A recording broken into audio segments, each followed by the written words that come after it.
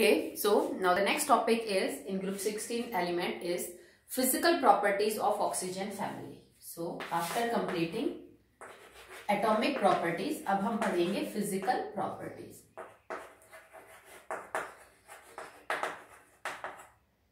Okay, so the first physical property is the metallic or the non-metallic character. Okay, so non-metallic or metallic character. ठीक है, तो P block के अंदर usually एक ही group में आपको तीनों तरह के करेक्टर देखने को मिलेंगे. मेटेलिक करेक्टर भी होगा, नॉन मेटेलिक भी होगा और मेटालॉइड या सेमी मेटल करेक्टर भी होगा. तो अगर आप अपने ग्रुप को चेक करें, oxygen, sulphur, selenium, tellurium and polonium, तो ये दो आपकी टिपिकल नॉन मेटल हैं. These are semi metal and this is metal. Okay, so आपको तीनों चीजें देखने को मिलेंगी, but we all know that down the group metallic character will increases. So down the group metallic character increases. इसका मतलब oxygen से ज्यादा सल्फर मेटेलिक है, देन टेलुरियम, पोलोनियम, इस तरह से. और पोलोनियम तो आपका टिपिकल जो है बेटा वो क्या है, मेटल है. ओके, सो नाउ अगर आप इनको 15th ग्रुप से कंपेयर करें, अगर कोई property down the group increase हो रही है, इसका मतलब वो पीरियड के अंदर डिक्रीज होगी. तो आप ये लिखोगे कि group 16 elements are less metallic than group 15th element. ठीक है, तो अगर ये property down the group increase हो रही है तो लेफ्ट टू राइट जो है वो डिक्रीज होगी. रीजन बड़ा ही सिंपल है बेटा कि अगर हम मेटेलिक करेक्टर की बात कर रहे हो तो इसका मतलब electropositive behaviour, tendency to lose electron, और लूज इलेक्ट्रॉन करने की टेंडेंसी जैसे साइज बढ़ेगा वैसे बढ़ेगी, जैसे साइज घटेगा पीरियड में वैसे घटेगी. ओके, सो आप समझ सकते हो. इसमें अगर मेटेलिक करेक्टर का ये ट्रेंड है तो नॉन मेटेलिक का जस्ट उल्टा हो जाएगा. तो ऊपर से नीचे नॉन मेटेलिक करेक्टर घटेगा, और अगर आप लेफ्ट टू राइट बात करें तो नॉन मेटेलिक करेक्टर बढ़ेगा. Just reverse of the metallic character. ठीक है, इसमें कुछ भी अलग नहीं है, सब कुछ नॉर्मल है. But this polonium is radio active. This polonium is radio active. तो मेटल तो है बट बहुत ज्यादा स्टेबल नहीं है, and it's half life is 13.8 days. इसका मतलब क्या है, हाफ लाइफ क्या होती है बेटा, किसी भी रेडियो एक्टिव सब्सटेंस की हाफ लाइफ से हमारा मतलब होता है जितना भी रेडियो एक्टिव सब्सटेंस आपने लिया उस कितना टाइम लगेगा उतने सब्सटेंस को डिसइंटीग्रेट होने में अपने अमाउंट से आधा. ठीक है, जैसे मान लो आपने 50 ग्राम लिया पोलोनियम, तो कितना टाइम लगेगा कि 50 ग्राम से ये 25 ग्राम रह जाए बस, और इसमें से जो 25 ग्राम है ना वो डिसइंटीग्रेट हो जाए. ठीक है, क्योंकि जो रेडियो एक्टिव सब्सटेंस है वो लगातार अपने अंदर से रेडिएशन इमिट करते रहते हैं, तो वो टूटते रहते हैं. तो किसी भी रेडियो एक्टिव सब्सटेंस की हाफ लाइफ से मतलब होता है वो कितना टाइम ले रहे हैं अपने इनिशियल अमाउंट से आधा डिकम्पोज होने में, कि आधा तो बचा रह गया और आधा डिसइंटीग्रेट हो गया. तो जितना भी पोलोनियम आप लोगे, चाहे 50 लो, 100 ग्राम लो, 1 क्विंटल लो, उसका आधा डिसइंटीग्रेट हो जाएगा लगभग 14 दिन के अंदर. 14 दिन से पहले ही उसका आधा अमाउंट तो डिसइंटीग्रेट हो चुका होगा. तो it is that much unstable. ये इतना कम स्टेबल है कि आप इसको स्टोर भी नहीं कर सकते हो. 15 दिन में तो आधे से ज्यादा तो ये क्या हो जाएगा बेटा, डिकम्पोज हो जाएगा. ठीक है, नेक्स्ट है second physical properties, melting point, boiling point, density. So the melting point, density and boiling point increases down the group.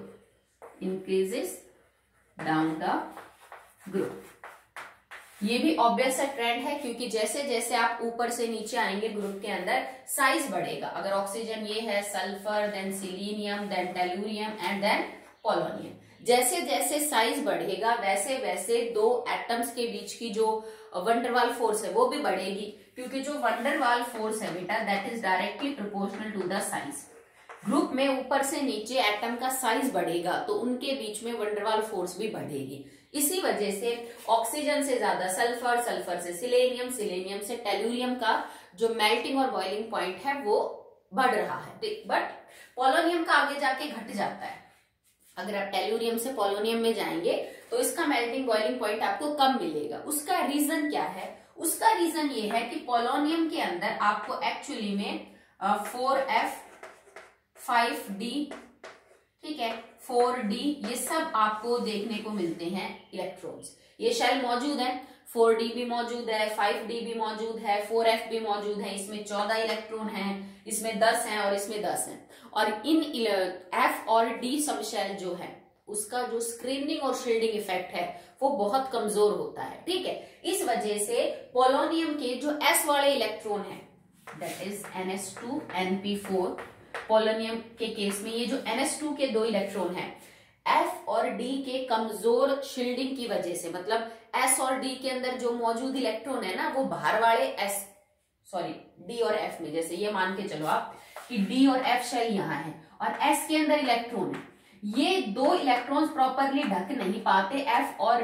d shells के इलेक्ट्रॉन से, क्योंकि उनका स्क्रीनिंग साइज उनका वैसा है कि वो प्रॉपरली नहीं ढक पाएंगे। इस वजह से ये 2 इलेक्ट्रॉन न्यूक्लियस से बहुत अच्छी फोर्स ऑफ अट्रैक्शन फील करते हैं।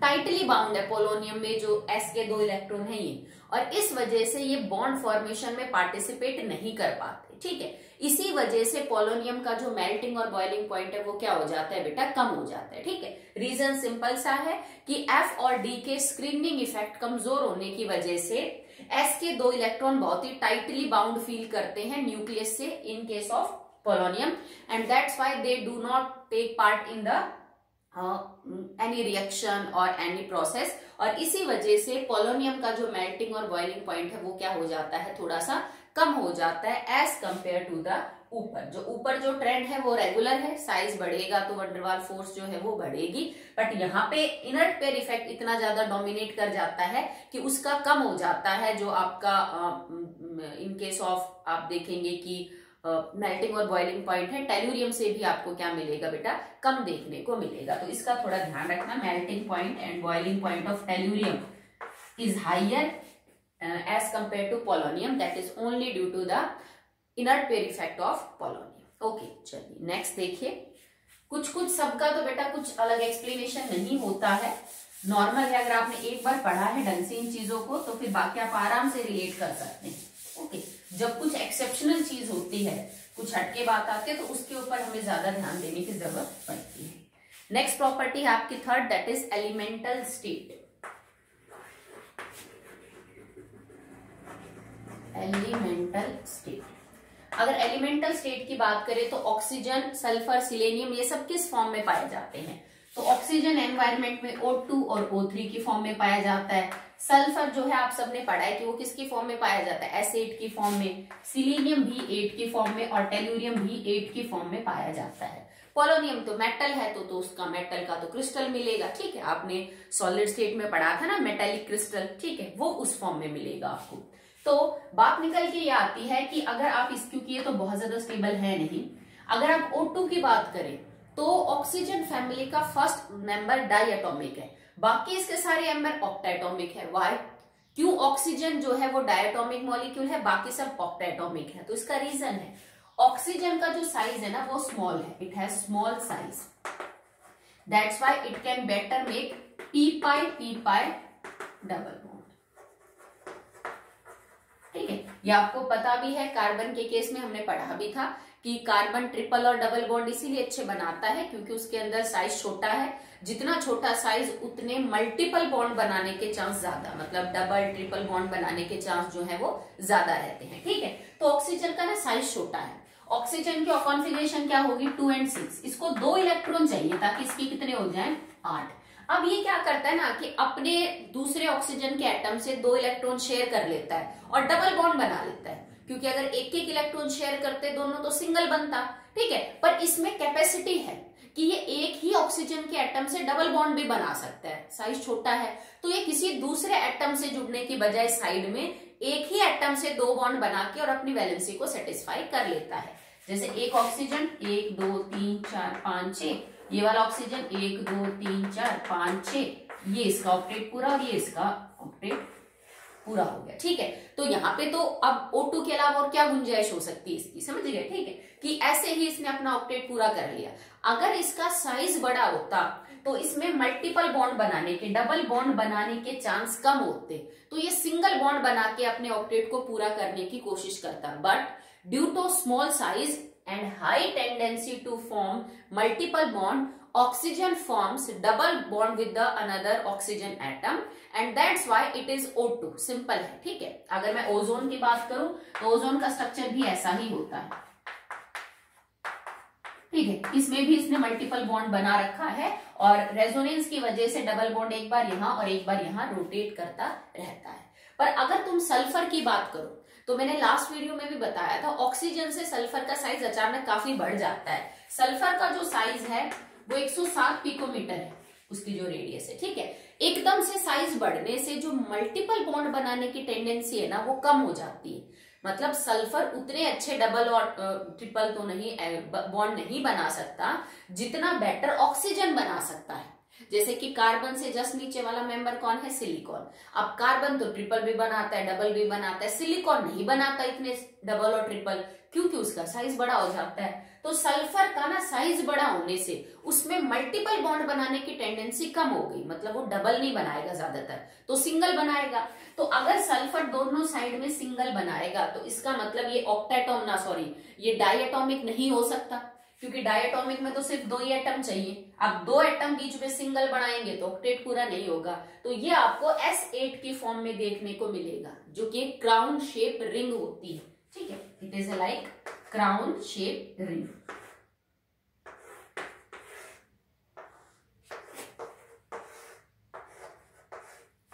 ठीक है, इस तरह की क्राउन शेप आपको रिंग जो है वो देखने को मिलेगी। पकड़ रिंग स्ट्रक्चर होता है, सेम सिलीनियम करेगा, सेम टेलुरियम करेगा। तो ये ऑक्टेटोमिक इसलिए है क्योंकि ये सिंगल बॉन्ड बना के अपना ऑक्टेट पूरा करना चाहते हैं, ठीक है। जबकि ऑक्सीजन डबल बॉन्ड बना के O2 की फॉर्म में एग्जिस्ट जो है वो करता है, ठीक है। समझ रहे थे। एक ये भी क्वेश्चन इससे पूछा जा सकता है कि O2 तो गैस है, बाकी मेंबर जो है आपके पास ये वाले आपके सॉलिड है। वाई कि जो पहला मेंबर है ऑक्सीजन फैमिली का दैट इज O2 गैस है, ओजोन गैस है, जबकि इससे जस्ट अगले वाला मेंबर यू भी नहीं कि वो लिक्विड हुआ, सेमी सॉलिड हुआ, सीधा सॉलिड फॉर्म में आ गया। एकदम से ऐसे फोर्स क्यों बढ़ गई? इसका कारण भी यही है। O2 जो है ऑक्सीजन गैस का जो मॉलिक्यूल है उसने डबल बॉन्ड बना के और अपना मतलब ऑक्टेट पूरा कर लिया। मान लो O2 मॉलिक्यूल का साइज ये है। अब अगर तुम इस O2 का कंपैरिजन S8 से करो तो S8 तो बहुत बड़ा मिलेगा साइज में। मान लो कि S8 का साइज ये है। अब किसी भी सब्सटेंस का सॉलिड, लिक्विड या गैस में एग्जिस्ट करना किस बात पे डिपेंड करता है कि उस पार्टिकल के बीच में फोर्स कितनी है, ठीक है। अगर बहुत ज्यादा फोर्स है तो वो सॉलिड है, ठीक है। अगर फोर्स बहुत ही कमजोर है तो वो गैस है। 9th में पढ़ा था हमने। तो देखो, अगर O2 का एक मॉलिक्यूल और O2 का दूसरा मॉलिक्यूल ये, सल्फर S8 का एक मॉलिक्यूल और S8 का मॉलिक्यूल ये, साइज में बड़ा है ना, ये 8 एटम, ये 2 एटम। तो देखो यहाँ साइज छोटा है तो यहाँ पे वंडरवाल फोर्स भी कम मिलेगी। यहाँ पे साइज बड़ा हो गया तो इसका मतलब वंडरवाल फोर्स भी ज्यादा मिलेगी। तो ज्यादा वंडरवाल फोर्स तो ये सॉलिड स्टेट में एग्जिस्ट करता है, कम वंडरवाल फोर्स तो ये गैसियस फॉर्म में एग्जिस्ट करता है। तो क्या कारण है कि ऑक्सीजन गैस और सल्फर सॉलिड है? क्योंकि ऑक्सीजन का साइज छोटा है मॉलिक्यूल का, बिकॉज वो डबल बॉन्ड बना के एक ही ऑक्सीजन के साथ अपना ऑक्टेट पूरा कर लेता है, साइज छोटा है। सल्फर जो है वो 8 एटम्स के साथ मिलके एक ऑक्टाएटॉमिक मॉलिक्यूल बनाता है। एक ऑक्टाएटॉमिक मॉलिक्यूल और दूसरा ऑक्टाएटॉमिक मॉलिक्यूल जो साइज है वो बहुत बड़ा है इस मॉलिक्यूल का, तो उनके बीच में फोर्स ऑफ अट्रैक्शन भी बहुत ज्यादा है, दैट इज वंडरवाल फोर्स। और इस वजह से इनके बीच में इतनी फोर्स है स्ट्रॉन्ग कि ये सॉलिड स्टेट में एग्जिस्ट करते हैं, जबकि ये किस फॉर्म में एग्जिस्ट करता है? It exist in the gaseous state. Okay, next देखिए बेटा। The next property is multiple bonding. So multiple bonding is simply tendency to form double or triple bond. Okay. So ये चीज तो मैं आपको अभी समझा चुकी हूँ कि मल्टीपल बॉन्ड बनाने की टेंडेंसी बेटा साइज पे डिपेंड करती है। जितना छोटा साइज उतने बेटर चांसेस होते हैं डबल या ट्रिपल बॉन्ड बनाने की। साइज बढ़ेगा तो सिंगल बॉन्ड बनाने के चांसेस बढ़ते हैं और डबल और ट्रिपल बॉन्ड बनाने के चांसेस कम होते हैं। तो इस लिहाज से ऑक्सीजन के अंदर ये मैक्सिमम है कि वो डबल बॉन्ड जो है वो बना सकता है। ओके, इसके जैसे जैसे आप डाउन द ग्रुप नीचे आओगे ये टेंडेंसी कम हो जाएगी। इट डज नॉट मीन कि सल्फर बनाता नहीं, बनाता है बेटा। आप आगे कुछ एसिड्स पढ़ोगे सल्फर के जिसमें उसने डबल बॉन्ड बना रखा है विद ऑक्सीजन विद कार्बन, ठीक है, पर कम बनाता है। जैसे एक कंपाउंड है हमारे पास कार्बन डाइसल्फाइड, आपने पढ़ा है C double bond S and double bond S। इसमें सल्फर ने कार्बन के साथ डबल बॉन्ड बना रखा है, ठीक ठाक स्टेबल है, बहुत ज्यादा अनस्टेबल भी नहीं है तो बहुत ज्यादा स्टेबल भी नहीं है। इसी का आपको दूसरा कंपाउंड बनाना हो सल्फर सिलीनियम, ठीक है, सेम स्ट्रक्चर बनेगा।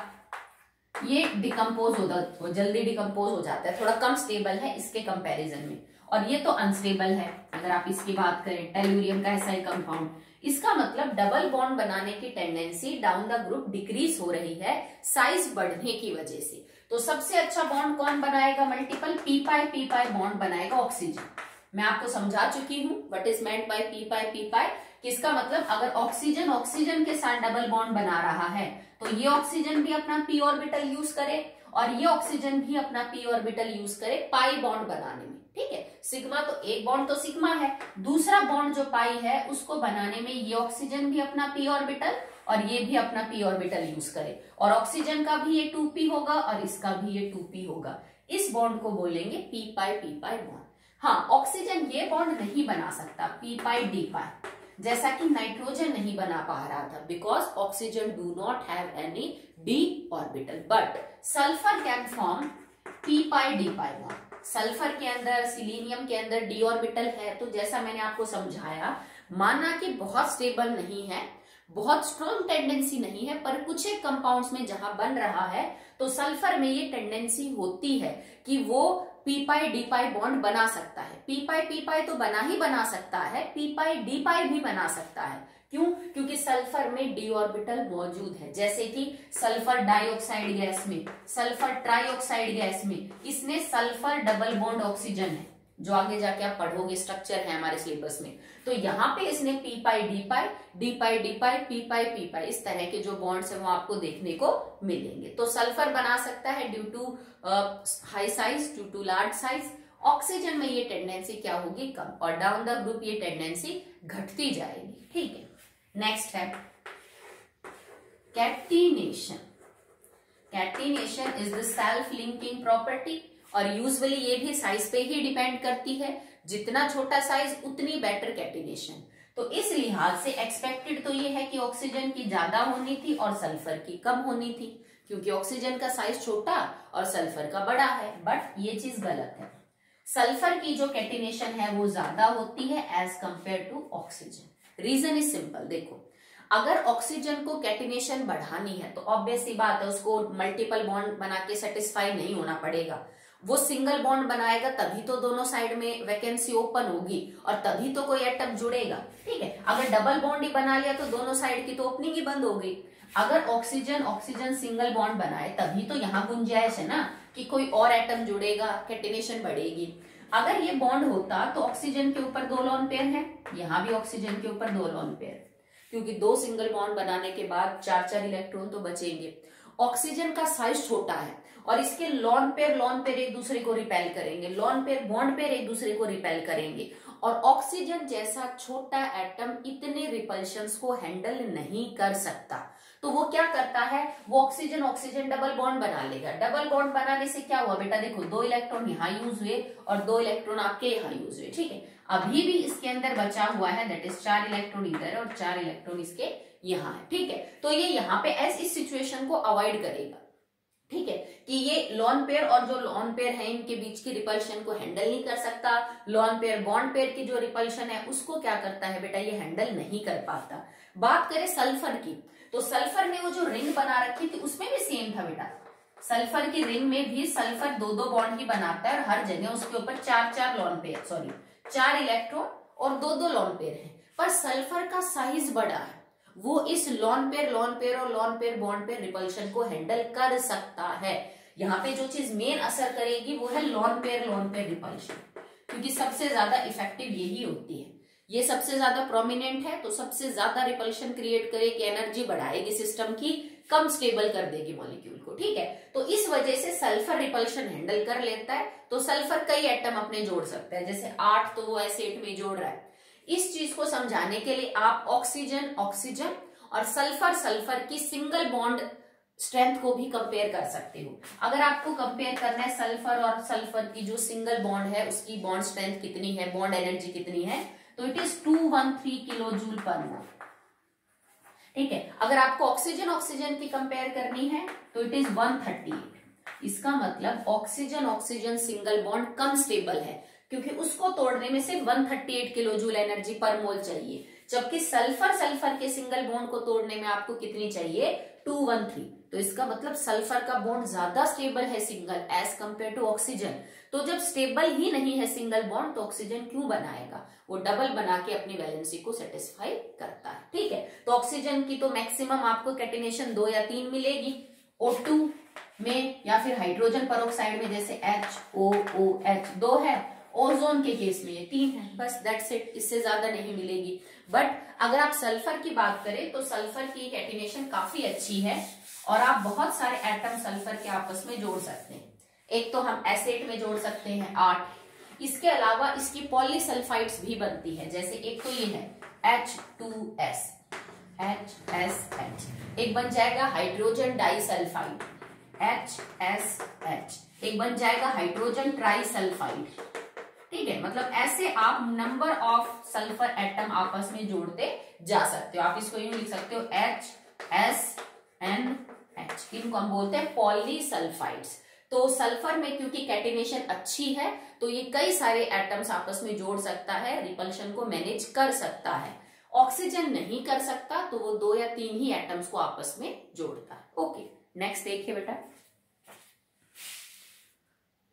इन physical property we have the last property is allotropy.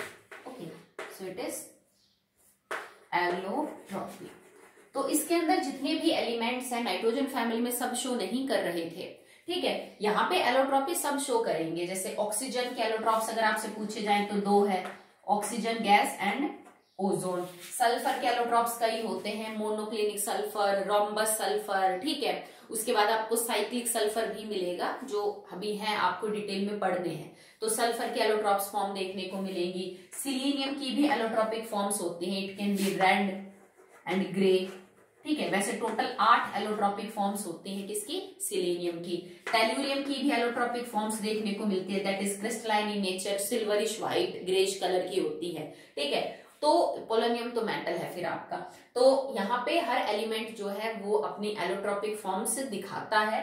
Oxygen, ozone, sulphur, इनको तो डिटेल में भी पढ़ना है कि क्या क्या एलोट्रॉपिक फॉर्म्स होती हैं।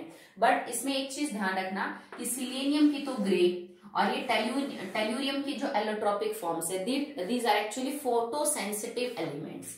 ये फोटोसेंसिटिव, ठीक है। इसका मतलब क्या है कि जब इन पे सिलीनियम की जो ग्रे एलोट्रॉपिक फॉर्म है, टेल्यूरियम की, इन पे जब लाइट गिरती है, ठीक है, तो लाइट की प्रेजेंस में दे कैन कंडक्ट इलेक्ट्रिसिटी। अगर इन पे लाइट डाली जाए तो फिर ये इलेक्ट्रिसिटी को कंडक्ट कर लेते हैं। तो ये फोटो सेंसिटिव जो है वो एलिमेंट्स है, और ये होता है due to the presence of free electrons, increase हो जाते हैं इनमें जब इनके ऊपर लाइट गिरती है तो। Okay, so that will be all in the physical properties of oxygen family. Next video के अंदर हम केमिकल ट्रेंड स्टार्ट करेंगे with the oxidation state. Okay, that's all for the day.